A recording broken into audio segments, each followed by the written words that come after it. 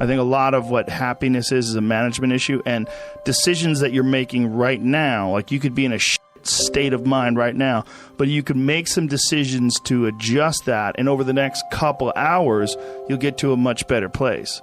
And these constant management decisions, they waver in and out of your life on a daily basis. Like this idea that you could have a good mindset and then all of a sudden you'll be happy. That's horseshit. Like it's like the tide.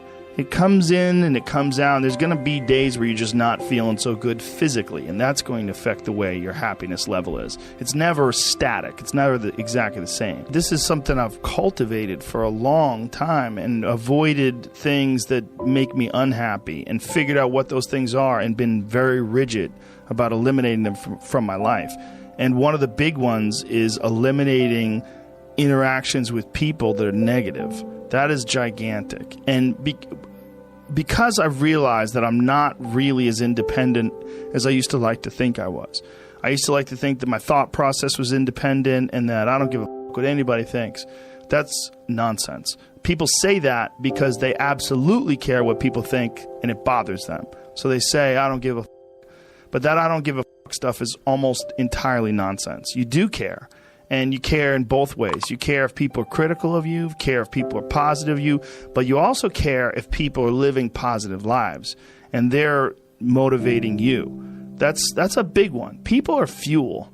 You know, like just talking to you about your time in the monastery or your push to get to that 100 miles. Like you get energy out of people like that, and you think about this energy and you think about this inspiration when you're doing other things. And it also sets in your mind that when you meet these exceptional people that move you, like what are the characters, what are the qualities that they have, what are the characteristics that they possess, and those things become significant and important to you. Whereas if you live around a bunch of people that are complaining and bitching about everything, and they see the negative in everything, and they're always whining, those people are the opposite of that. They're the opposite of inspiration, and they're mud. You're just like, what? It's like you're up to your ankles in mud. You try to trudge through life. It's difficult. You're not light.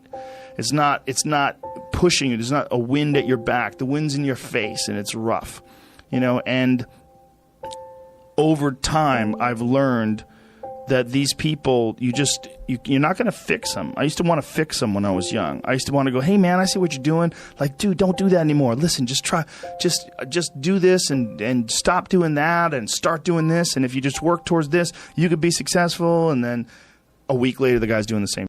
You're like, okay, right. I'm wasting a significant amount of my energy on someone who doesn't want to waste any of their energy on themselves.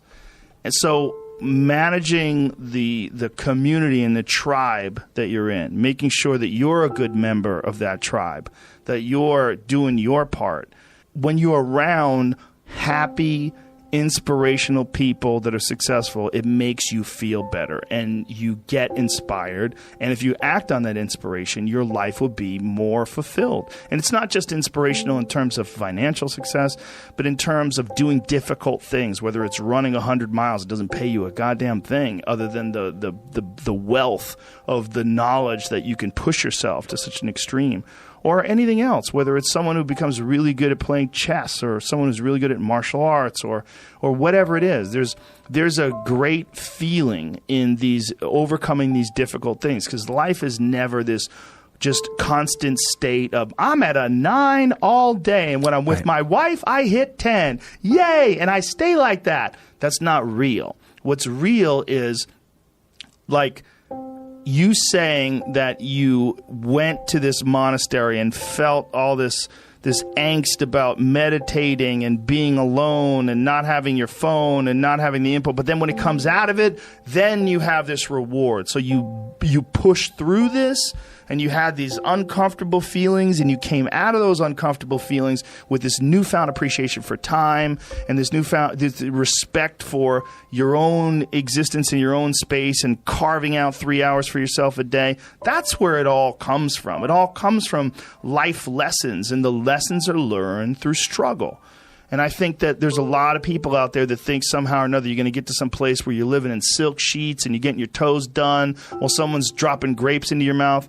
I don't want that. I've never wanted that. That guy's not going to be happy. He's going to be bored. An hour into the grapes, you're going to get those grapes away from me. Stop painting my toes. What am I doing in this bed? I got to do something. I'm not stimulated. The human organism, the animal that we are, needs constant stimulation because it evolved trying to find food and escape enemies, and find shelter, escape nature, escape the elements, try to survive. And this is the great joy that you have in taking care of your children, that you can protect your children from the elements and the enemies and feed them. And it's also the great sadness that you see in losers. When I see a loser, I see some guy who's 43 years old, lives in his parents' basement, and he hates the world. I'm like, that was a baby.